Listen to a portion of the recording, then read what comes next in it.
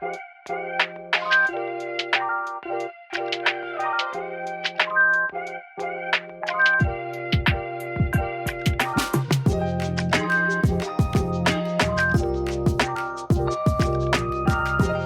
suis content que vous soyez là ce matin. C'est souvent ce genre de raisonnement ou d'autres qui sont similaires qu'on entend parfois quand on discute avec des chrétiens qui se sont détachés de leur église. Peut-être que vous prenez dans les rues de Pertuis, vous revoyez un frère ou une sœur qui venait il y a longtemps à l'église et dit pourquoi on ne te voit plus à l'église ? Ah ben moi, vous savez, j'ai ma Bible, j'ai Jésus, ça me suffit, j'ai pas besoin de l'église. Il y a plusieurs raisons qui peuvent nous faire perdre l'envie de venir à l'église. Il peut y avoir des blessures qui sont non guéries, il peut y avoir la crainte de rencontrer de nouvelles personnes. On est de plus en plus connectés sur les réseaux sociaux ou autres, mais paradoxalement, on est de plus en plus isolés, chacun de son côté. Peut-être aussi c'est la peur de ne pas trouver sa place. Quand on arrive, l'église c'est souvent comme une famille. Est-ce que je vais trouver ma place ? Est-ce qu'on va m'accueillir ? Est-ce qu'on va m'accepter ? Et ce raisonnement, il n'est pas nouveau. Depuis longtemps, certains chrétiens passent d'une église à une autre ou choisissent de ne plus fréquenter d'assemblée du tout. Et ce phénomène, il s'est accentué pendant la pandémie. On n'est pas là pour rappeler des mauvais souvenirs. C'est quelque chose qui a frappé le monde là, en 2020, la pandémie de Covid. Et il y a des églises qui ont dû fermer leurs portes, parfois pendant de longs mois. Et au moment de la réouverture, on s'est rendu compte que le visage des églises avait changé. Il y avait des frères, des sœurs qui étaient là, qu'on n'a plus vus. Il y a des nouvelles personnes qui sont arrivées. Merci Seigneur pour les nouvelles personnes. Mais certaines personnes, on ne sait pas d'où elles sont arrivées, mais l'église a réouvert. Et puis, des gens qui se sont joints à vos églises, dans nos églises. Certains peuvent se dire aussi, l'église, ce n'est pas un bâtiment. C'est quelque chose de spirituel. Et ils en concluent qu'ils n'ont pas besoin de se rassembler, de faire partie d'une communauté locale. D'autres encore vont dire, moi je fais partie de l'église avec un grand E, l'église universelle. Et puis c'est vrai, ce matin on est rassemblés dans ce lieu, mais partout dans le monde, des gens se rassemblent de manière locale. Mais la Bible nous enseigne tout autre chose. Et l'auteur de la Bible aux Hébreux, c'est un texte qu'on va partager ensemble ce matin dans le Hébreux chapitre 10, qui nous rappelle ceci. Si vous n'avez pas de Bible, le verset va s'afficher derrière moi, sinon on va lire ensemble dans Hébreux chapitre 10 au verset 24.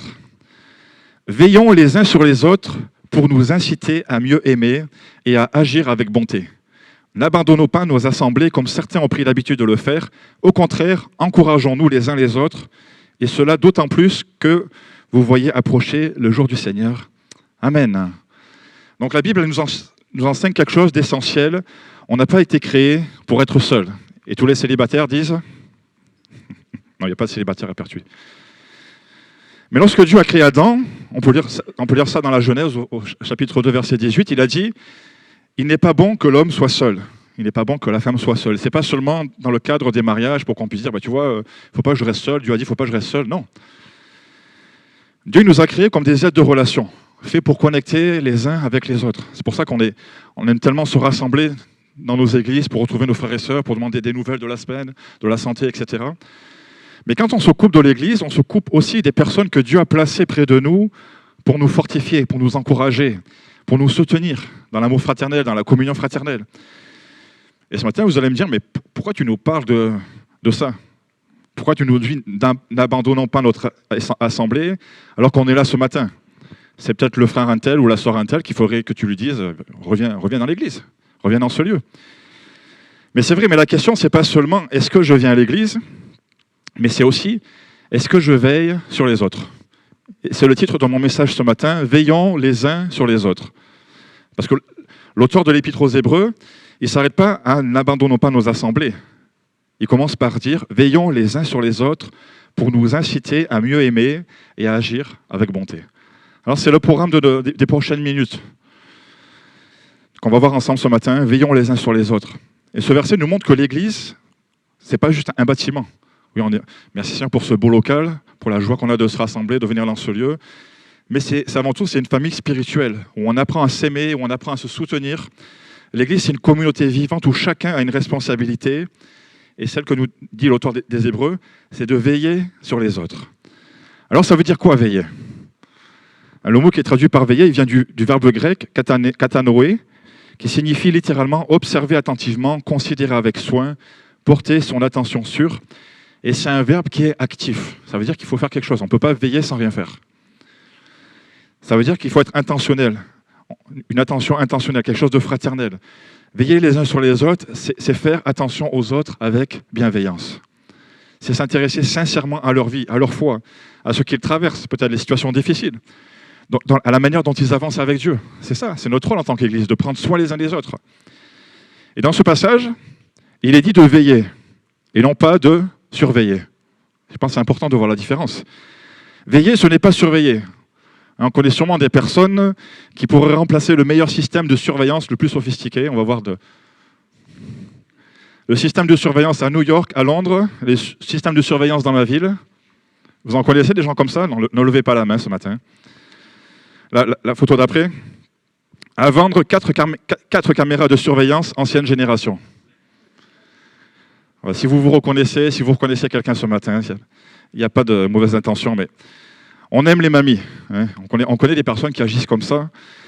Et dans beaucoup d'églises, parfois, il y a des personnes qui ressemblent à des tours de contrôle. Alors, moi, je ne sais pas comment ça a perçu, hein, je ne vous connais pas, donc j'ai pas. Alain m'a pas dit, parle pour telle personne ce matin, donc je connais personne. Mais dans certaines églises, et bien sûr pas à Pertuis, il y a des personnes qui se sentent investies d'une mission divine de tout savoir sur tout le monde. Des personnes qui ne cherchent pas à veiller sur les autres, mais plutôt à les surveiller. Et voici quelques exemples qu'on retrouve ailleurs, bien sûr pas ici. Et souvent, ça commence comme ça.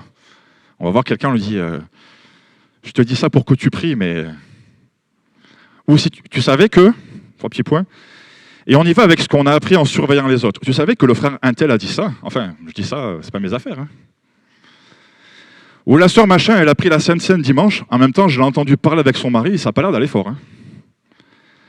J'ai remarqué que le frère chose arrive toujours 5 minutes après le début du culte. C'est pas très spirituel tout ça. Hein. Tu savais qu'ils ont fait un repas dimanche midi dernier sans inviter personne de l'église? Moi, je dis ça, je dis rien.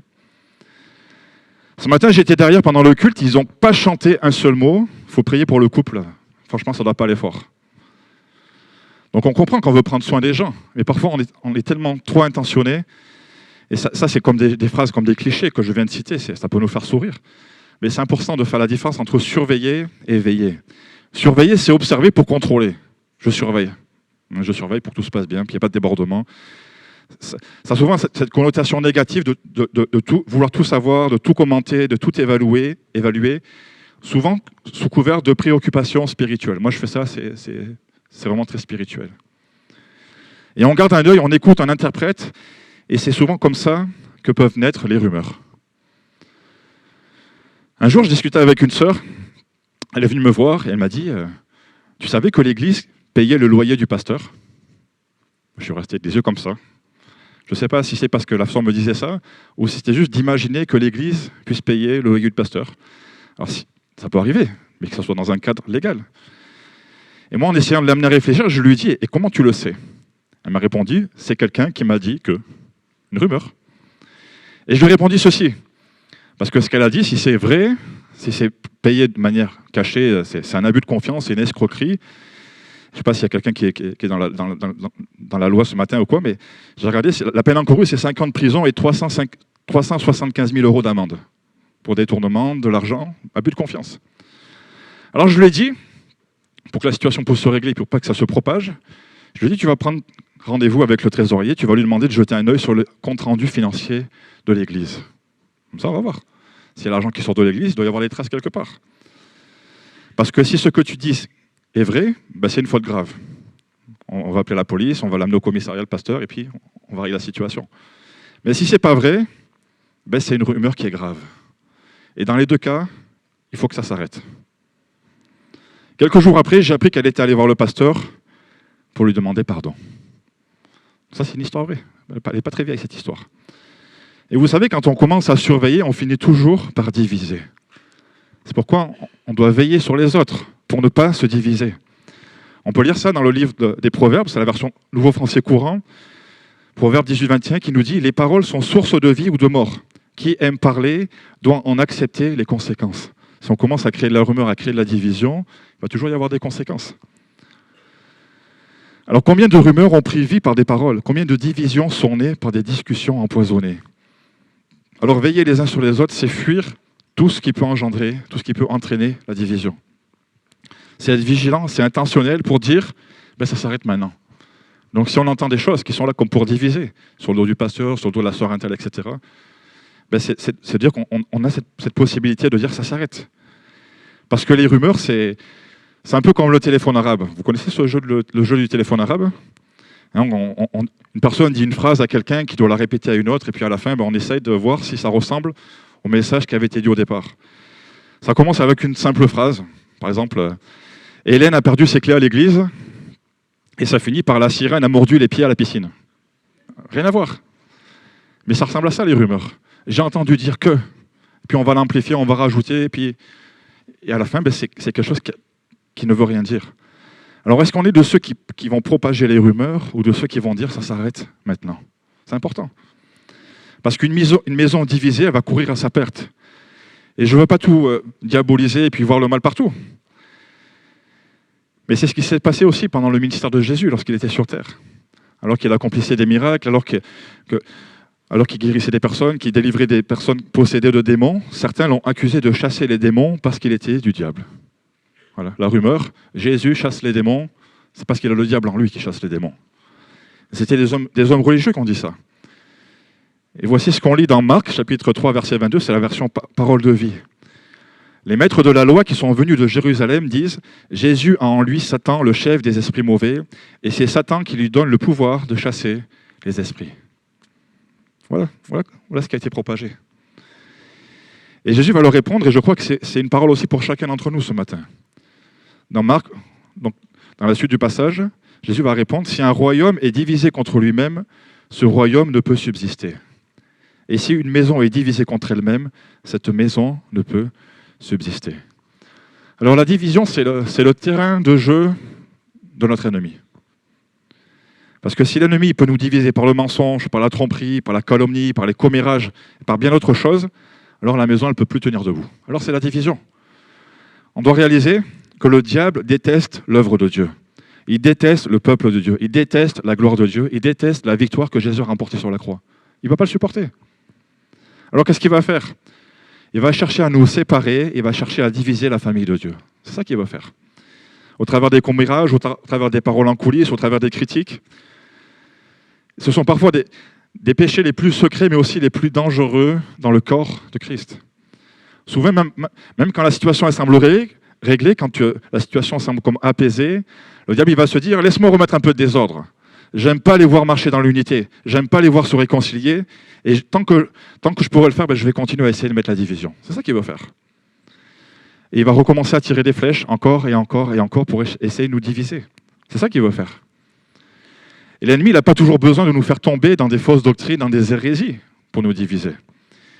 Il lui suffit de nous rendre trop occupés, trop distraits pour qu'on ne vive plus notre foi avec courage. Et c'est pour ça qu'on a besoin de Jésus. On a besoin de lui. Pas de nos capacités, pas de nos dons, pas de nos talents. Et on doit se rappeler chaque jour combien on a besoin de sa grâce, combien on a besoin de la parole de Dieu, de passer du temps à lire la Bible, on a besoin du Saint-Esprit. Parce que la prière, la lecture de la Bible, la discipline spirituelle, ce n'est pas seulement une habitude religieuse. On a besoin d'être nourri de la parole de Dieu pour être capable de résister face aux traits de l'ennemi. On ne veut pas se laisser écraser, on ne veut pas se laisser diviser. Et alors qu'on prend du temps avec Dieu, c'est comme une préparation au combat spirituel. Parce que le diable, il a ses stratégies, mais nous, on a une bonne nouvelle. Jésus-Christ est venu pour renverser les œuvres du diable. Amen? Vous le croyez ce matin? Parce qu'au travers de la parole de Dieu, on va détruire ses plans. On va renverser ses mensonges. Et on va protéger l'unité de la maison de Dieu. Amen. Que ce lieu-là, dans la ville de Pertuis, ça puisse être un lieu de bénédiction. Un lieu où les gens vont rentrer, ils vont rencontrer Jésus-Christ. Pas parce que vous êtes parfait, pas parce que vous avez tout compris, toutes les doctrines de la parole de Dieu. Non. Parce que vous vous aimez les uns les autres. Parce que vous prenez soin les uns des autres. Parce que vous veillez les uns sur les autres. Amen. Alors, on doit veiller les uns sur les autres et non pas nous surveiller les uns les autres. Et on doit veiller pour ne pas se diviser. Et veiller, c'est regarder l'autre avec bienveillance. C'est prêter attention, non pas pour juger, mais pour nous aimer. Veiller, c'est pas chercher une faute à corriger, mais c'est une personne à encourager. Amen.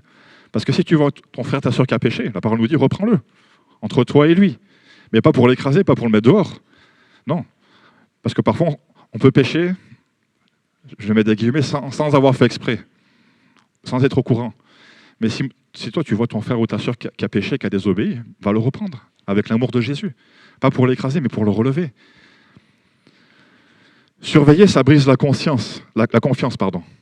Veiller, ça fait grandir la confiance. Surveiller, ça fait quoi? Ça dresse des murs. Tout le monde se regarde. Moi, je ne vais pas de l'autre côté de l'église, je regarde de l'autre côté là-bas.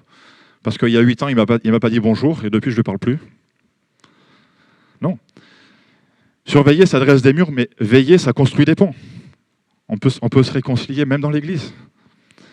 Et quand l'auteur de l'Épître aux Hébreux il dit « Veillons les uns sur les autres », il ne parle pas d'une surveillance mutuelle, mais d'une solidarité fraternelle, de prendre soin les uns des autres.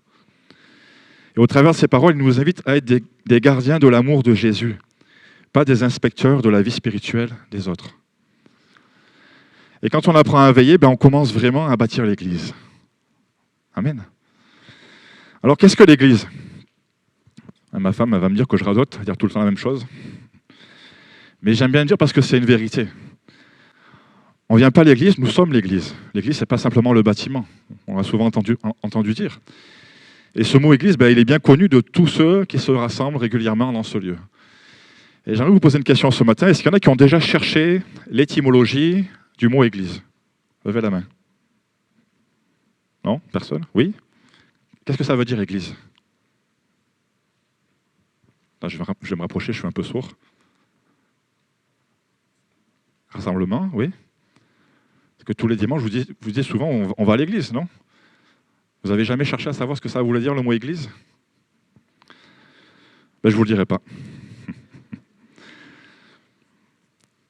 Le plus ancien écrit du Nouveau Testament, c'est la lettre aux Thessaloniciens, et c'est là qu'on va voir la première fois que l'apôtre Paul va écrire ce mot église. On est en 49-50 après la mort de Jésus-Christ, donc 20 ans après que Jésus soit mort sur la croix. Et cette lettre contient les premières mentions écrites du mot « église », c'est le mot « ecclésia » dans le Nouveau Testament. Et ce mot « ecclésia », il vient de deux mots grecs, le mot « ek » qui veut dire « hors d'eux » et « kaléo » qui veut dire « appelé ». Donc littéralement, l'église, ça veut dire « les appelés hors d'eux ». Ecclésia, c'est un mot qui provient du vocabulaire de la cité grecque où il désignait l'assemblée du peuple. Donc on pourrait dire que ce n'est pas un mot chrétien au départ. C'est quelque chose qui a été repris. Et avant même que ce mot ne soit repris dans le christianisme, ecclésia désigne une assemblée de citoyens convoqués pour prendre des décisions publiques. Et l'originalité de l'ecclésia, de l'église chrétienne, c'est qu'en Jésus-Christ, tous sont appelés et rassemblés. C'est-à-dire hommes libres ou esclaves, comme dit l'apôtre Paul, les femmes ou hommes, les juifs ou les non-juifs. Donc l'église, c'est la communauté de tous ceux qui ont été appelés par Dieu à suivre Jésus-Christ. Amen. C'est super. Et voici une définition que j'ai trouvée vraiment intéressante de l'église. Le mot église désigne le rassemblement local des croyants. Une communauté dont la manière de vivre et d'aimer devrait surprendre les habitants de la ville. Moi, je trouve ça super. Je ne sais pas qui c'est qui a écrit cette définition, mais je dis, tu travailles pour ma prédication, toi, c'est super. Alors, est-ce que les Pertuisiens, c'est comme ça qu'on dit les Pertuisiens? Est-ce que les Pertuisiens sont surpris positivement par l'église où nous sommes rassemblés ce matin? Est-ce que les voisins, quand ils passent, ils disent « franchement, l'église, on entend chanter, c'est super, ils chantent bien ». Moi, je suis encouragé de voir qu'il y a un bon nombre ce matin rassemblés dans ce lieu, puis c'est toujours encourageant. Et en général, on a de la joie à se retrouver le dimanche matin, on a de la joie à prendre du temps ensemble, à se saluer, à demander des nouvelles. Comme je disais tout à l'heure en introduction, il y a quelques mois, j'ai eu le privilège de venir un mardi aussi pour la réunion de prière, le mardi matin, le mardi soir. C'est super de se rassembler pour prier, pour intercéder pour nos frères et sœurs, pour les besoins de l'Église. Et je crois que quand on prie pour mon frère, pour ma sœur, pour chacun des besoins de l'Église, c'est une façon aussi de veiller les uns sur les autres. On n'est pas là juste pour faire notre devoir religieux, dire j'ai fait ma prière, c'est bon, je suis tranquille pour la semaine. Non. Donc on veille les uns sur les autres aussi au travers de la prière. Mais il y a encore d'autres façons dont on peut le faire. Et on va voir juste cinq éléments très rapidement qu'on peut mettre en pratique dans nos vies, dans notre Église, pour veiller les uns sur les autres. Ça va? Ça vous intéresse? Oui? Sinon j'arrête. Alors la première chose qu'on peut faire, c'est de veiller et d'encourager les autres. C'est ce à quoi l'apôtre Paul nous invite les Thessaloniciens à faire dans sa première épître. Il va dire « Encouragez-vous réciproquement et édifiez-vous les uns les autres comme vous le faites déjà. » Autrement dit, ça veut dire prendre soin les uns des autres, pas seulement quand tout va bien, mais aussi quand ça va un peu moins bien. Pas juste saluer mon frère quand je le vois à l'église le dimanche matin, mais si je ne le vois pas depuis un moment, peut-être prendre des nouvelles. Cette là, c'est pour écouter, pour encourager, pour aider chacun à rester proche de Dieu. Et comment est-ce qu'on peut faire ça? Question que je vous pose ce matin. Est-ce qu'on remarque quand quelqu'un n'est pas là? Souvent, Dans nos églises, on a souvent l'habitude de s'asseoir au même endroit. Hein? Levez la main ceux qui s'assoient toujours au même endroit. C'est pas un jugement. On aime bien, on a nos habitudes. Des fois, on entend mieux d'une oreille que de l'autre. Des fois, suivant le son, suivant où on s'installe, on est mieux, on a nos petites habitudes, puis c'est pas négatif. Mais est-ce qu'on s'aperçoit quand, justement, le frère, la sœur qui s'assoit toujours à côté de moi, il n'est pas là? Est-ce qu'on s'en rend compte? Ou est-ce qu'on se dit, écoute, chacun ses problèmes, moi je suis bien dans mon église ce matin? Non. C'est ça de veiller les uns sur les autres. Parce que même si on a l'habitude de s'asseoir, si on voit que la personne n'est pas à côté de nous, ça doit nous interpeller. Parce que ce n'est pas seulement le rôle du pasteur de le savoir. Parce que parfois, on est interpellé, les gens viennent discuter, on salue 2-3 personnes, mais on n'a pas vu tous ceux qui étaient forcément dans l'église. Mais chacun d'entre nous, on peut être là pour prendre soin de mon frère, de ma soeur, de l'ami que je vois d'habitude, mais qui n'est pas là depuis quelque temps. Certains pourraient se dire, je ne suis pas le gardien de mon frère ou de ma soeur. J'ai envie de dire, si, en fait.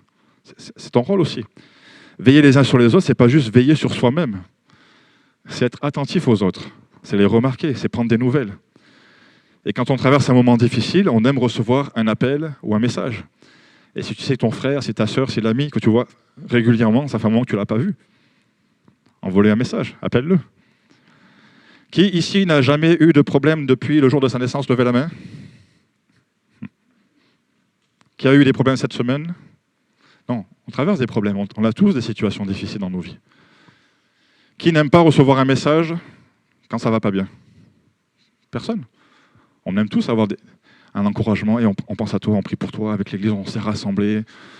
Et puis, tu sais, d'aller visiter, d'aller apporter un bol de soupe, peu importe, de prendre soin des autres. C'est ça qu'on peut faire. S'encourager réciproquement. Même si on voit qu'il y a quelqu'un qui vient depuis quelque temps à l'église, qui n'est peut-être pas encore engagé dans sa vie spirituelle, mais c'est aussi de l'encourager. En tant qu'église, on peut être un témoignage. On peut l'encourager en partageant un verset, en partageant une pensée qui nous a touchés, ou juste une parole qui va peut-être fortifier sa foi. Et parfois, un simple message peut vraiment faire toute la différence dans la vie de quelqu'un. Moi, je connais quelqu'un dans le groupe de Jeunes Agape. Il a du mal. Il essaie de s'approcher de Dieu. À chaque fois qu'il vient dans l'église, il est en larmes, il pleure, tout ça, mais il a tellement de combats dans sa vie, tellement de pensées négatives, tellement de choses qui le rabaissent. Mais je sais que si je lui envoie un message, 9 fois sur 10, il va venir à l'église. Donc je ne vais peut-être pas faire ça toute ma vie, ni toute la sienne. Mais ça veut dire qu'au travers d'un message, je peux contribuer à ce que cette personne-là puisse entendre parler de Jésus-Christ encore une fois. Donc parfois, c'est un message, un petit appel. Moi, ce matin, je passe pas loin de chez toi, je sais que c'est compliqué financièrement, je vais venir te prendre dans ma voiture et puis on va t'amener. Voilà, comme moi, je suis passé devant la colo ce matin, j'ai récupéré Alain pour venir ici. Voilà, service VIP, tout ça, on était bien. Donc voilà, on peut prendre soin de nos frères et sœurs. Peut-être un frère ou une sœur âgée qui ne peut plus se déplacer. J'ai entendu que maintenant, au bout de 15 ans, le permis, on va le repasser. Peut-être qu'il y a des gens, je ne veux pas avoir une parole négative ce matin, mais qu'on va leur dire, tu n'as peut-être plus l'âge de pouvoir conduire. Et toi, l'église, c'est ta vie de pouvoir venir, tant que Dieu te prête vie dans ce lieu. Peut-être qu'on va devoir développer, je te confie encore un dossier, peut-être développer des services pour aller chercher les personnes qui ne pourront plus conduire. Parce qu'on veut continuer à se rassembler avec ceux qui peut-être ne le peuvent pas. Ça, on peut le faire. Ensuite, deuxièmement, c'est aimer et prendre soin des autres. Il y a 2 passages dans le Nouveau Testament qui nous encouragent à aimer et à prendre soin des autres. Il y en a bien d'autres, mais on va en citer 2 ce matin. Le premier dans 1 Jean, chapitre 3, verset 17. « Si quelqu'un possède les biens de ce monde, voit son frère dans le besoin et lui ferme son cœur, comment l'amour de Dieu peut-il demeurer en lui? Petits enfants, n'aimons pas en parole et avec la langue, mais en acte et avec vérité. » On connaît ce passage de Jean 3,16. Car Dieu a tant aimé le monde qu'il a donné. Donc Jésus n'a pas seulement dit « je vous aime », il l'a montré. Je crois que c'est bien de dire « je t'aime mon frère, je t'aime ma soeur », mais quand on le montre en action, de manière concrète, ça peut avoir un impact dans la vie de la personne. On ne va pas seulement aimer en parole, pas seulement dire des belles paroles dans l'église, parce que ça fait bien de dire les belles paroles, mais on veut agir de manière concrète. Chacun avec nos dons, chacun avec nos talents, avec nos capacités. Et le passage dans Romains 12, au verset 10, nous dit « Par amour fraternel, soyez pleins d'affection les uns pour les autres, et rivalisez d'estime réciproque. Ayez du zèle et non de la paresse. Soyez fervents d'esprit et servez le Seigneur. Réjouissez-vous dans l'espérance et soyez patients dans la détresse. Persévérez dans la prière. Pourvoyez aux besoins des saints et exercez l'hospitalité avec empressement. » Donc tout ça, ça veut dire quoi? Si on le résumait, ça veut dire transformer l'amour en action concrète. Comme je disais tout à l'heure, apporter un repas à quelqu'un qui est malade, qui traverse un moment difficile. Ça peut être prendre un moment pour écouter quelqu'un qui traverse une situation difficile. Est-ce qu'on prend le temps d'écouter ou est-ce qu'on veut juste que la personne arrête de parler pour lui donner notre conseil? Quand on traverse un moment difficile, à moins qu'on ait vécu la situation de la personne, quelqu'un qui traverse un deuil, on ne peut pas comprendre. Personne ne pourra dire, lui, il a perdu sa maman, elle avait 98 ans. Non, un décès, c'est un décès. Une maman, ça reste une maman. Parfois, la personne a juste besoin qu'on l'écoute. Juste d'avoir une oreille attentive qui lui dit, moi, je suis là. Je suis là. Parfois, juste de prendre la personne dans nos bras et de lui dire, je suis avec toi dans cette situation-là, je pense à toi. C'est ça qu'on peut faire. On peut aussi accueillir quelqu'un qui vient pour les premières fois, pour que la personne se sente aussi accueillie dans l'église. Parfois, ça veut dire que peut-être que je ne parlerai pas avec mon groupe d'amis, avec mon frère, ma soeur, parce que je vais aller voir la personne qui est là pour la première fois, de manière intentionnelle. Parce que des fois, on se dit, écoute, il est venu une fois, il pourrait venir dimanche prochain. Pas sûr. Moi, je ne prends jamais pour acquis que parce que quelqu'un a fait l'effort de venir un dimanche matin, il va revenir le dimanche d'après. Je ne ferai pas lever la main, mais peut-être qu'il y en a qui viennent peut-être même pas tous les dimanches ici dans ce lieu. Puis ce n'est pas un jugement. Il y en a peut-être qui travaillent aussi. Mais je veux dire, donc, si on sait qu'il y a quelqu'un qui vient pour la première fois, peut-être d'être intentionnel, d'aller saluer la personne, sans forcément lui sauter dessus, ne lui faites pas peur. Mais ça veut dire de dire, je t'ai remarqué en fait, j'ai vu que tu étais là. Parce que si la personne, elle vient, puis que personne ne va la saluer, qu'est-ce qu'elle va se dire? Que je sois là ou que je ne sois pas là, ça ne va rien changer. Donc on peut être intentionnel d'aller voir les gens, d'aller saluer, d'aller se présenter, d'être accueillant, juste un bonjour. Il y a une étude qui a été faite que la différence entre une personne qui va revenir sur plusieurs mois, ça passe par 7 bonjours. Juste dire bonjour. Quelqu'un qui vient pour la première fois, s'il a 7 bonjours, il va dire tiens, j'ai été remarqué ce matin. Et ensuite, il y a 7 rencontres, on va dire 7 liens sociaux qui pourraient se faire dans ce laps de 6 mois, qui vont faire que la personne va rester ou va partir de l'église. Ça veut dire que si la personne elle commence à rencontrer du monde, à créer du lien social avec d'autres personnes, ça peut contribuer à ce que la personne puisse continuer à venir et à s'impliquer, à s'engager avec Jésus-Christ dans l'église. Donc c'est des choses qui sont peut-être techniques, mais qui peuvent faire la différence entre une personne qui va venir une fois et une personne qui va peut-être venir s'engager avec Jésus-Christ, etc. Donc ça ne veut pas dire qu'on remplace le travail du Saint-Esprit, mais ça veut dire qu'on fait notre rôle d'église, de prendre soin les uns des autres. Il y a un verset qui nous dit « Accueillons-nous les uns les autres ». Donc quand on s'accueille, on est content de se saluer, mais les uns les autres, c'est tout le monde, tous ceux qu'on va pouvoir voir. Alors qu'à Pertuis, on soit connus comme des gens accueillants. Nous, on était au Canada pendant plusieurs années. Il y a une expression qui m'a toujours fait sourire. Il y avait un pasteur âgé, pasteur Charles, un pasteur qui a plus de cheveux, il a bien 75 ans, je pense. Il avait toujours cette expression de dire qu'on ait les dents sèches. Vous savez ce que ça veut dire, avoir les dents sèches? Tellement on va sourire, les dents vont être sèches. Alors ce matin, on va vous hydrater les dents si vous voulez, mais soyez connus pour avoir les dents sèches ce matin.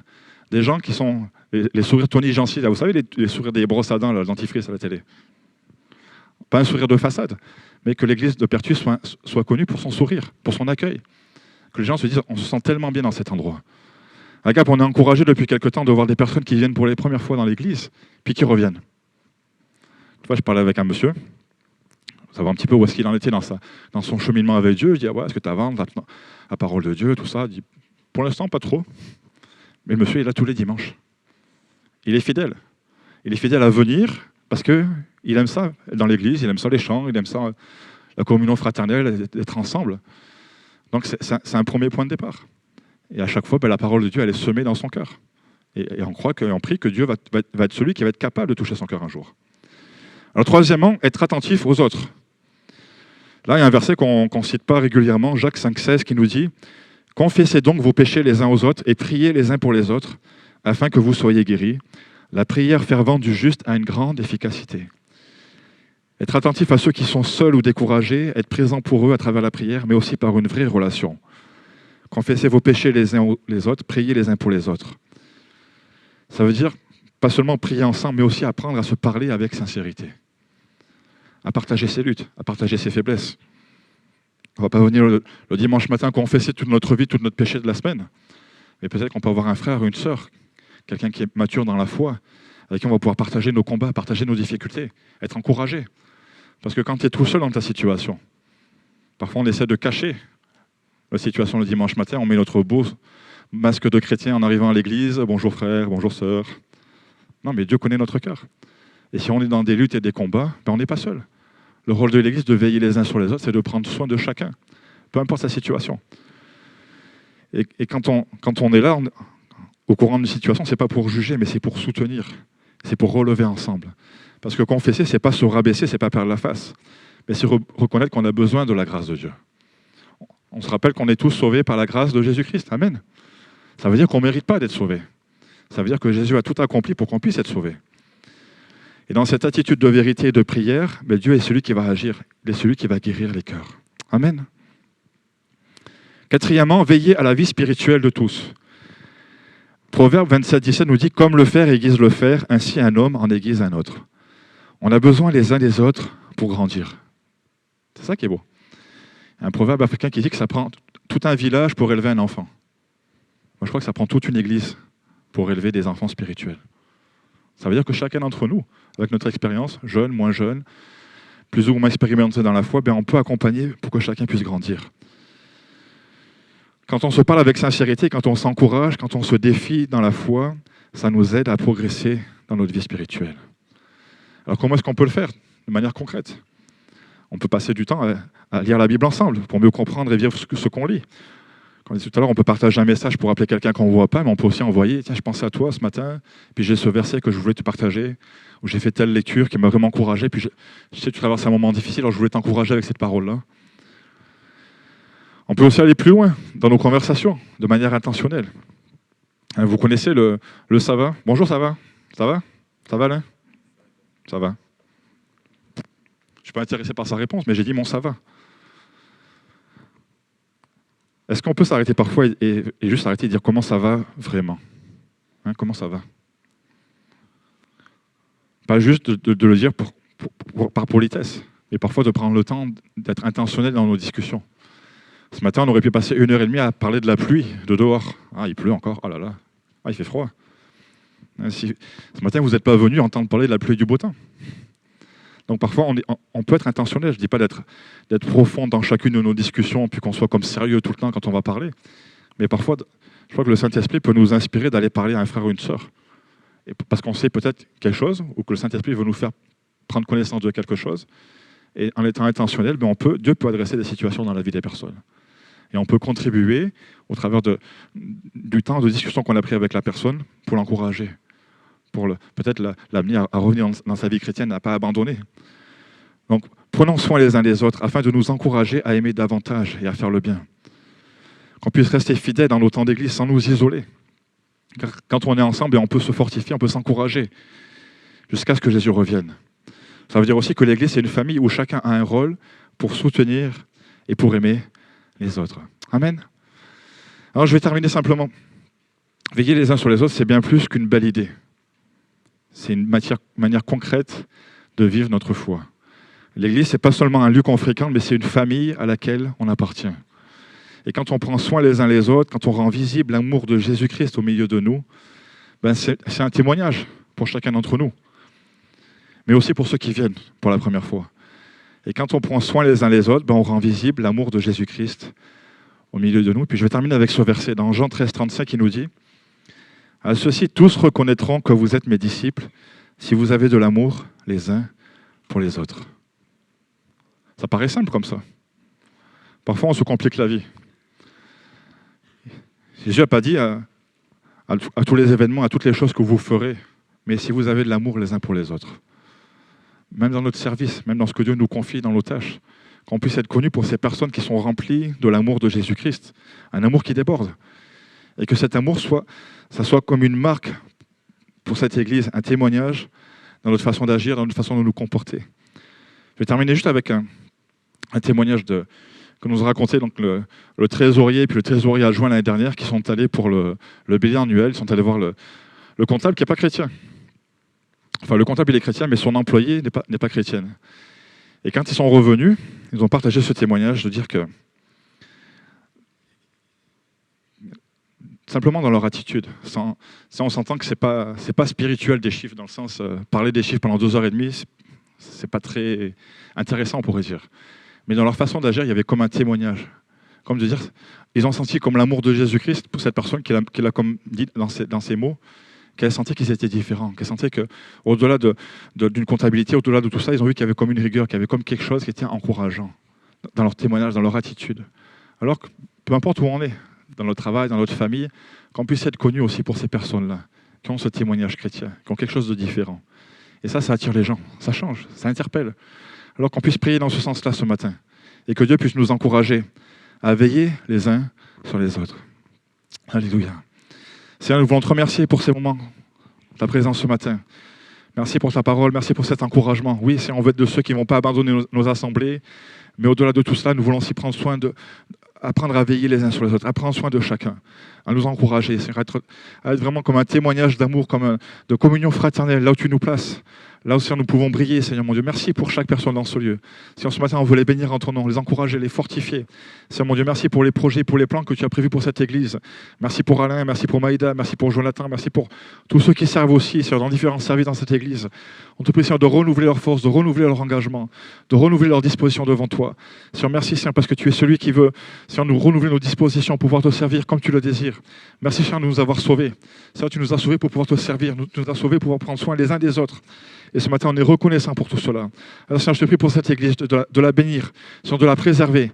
Seigneur, mon Dieu, donne-leur de la sagesse, Seigneur, mon Dieu, du discernement dans tout ce que tu leur as confié, dans les dons, dans les talents, dans peut-être encore les choses cachées dans cette église, les dons, Seigneur, que tu veux faire émerger. Seigneur, mon Dieu, on veut proclamer, Seigneur, et appeler la vie, Seigneur, dans cette église.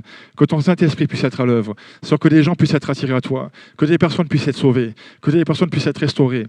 Que ce lieu soit comme un hôpital où les gens vont être comme soignés, vont être guéris, si on va être remis sur pied. Alors, Seigneur mon Dieu, on te prie, Seigneur, de te glorifier dans ce lieu, Seigneur mon Dieu, de bénir chacun, Seigneur, de pourvoir en toutes choses, que ce soit de manière spirituelle, que ce soit de manière émotionnelle, que ce soit de manière financière. Seigneur, tu es celui qui pourvoit en toutes choses, alors on te remercie pour tout cela. Bénis cette église, bénis chaque famille représentée.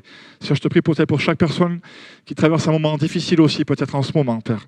Je te prie de te glorifier, Seigneur, que chaque personne puisse garder les yeux fixés sur toi jusqu'à ton retour. Alors on te remercie pour tout cela et on te donne toute la gloire. C'est dans le nom de Jésus qu'on a prié. Amen.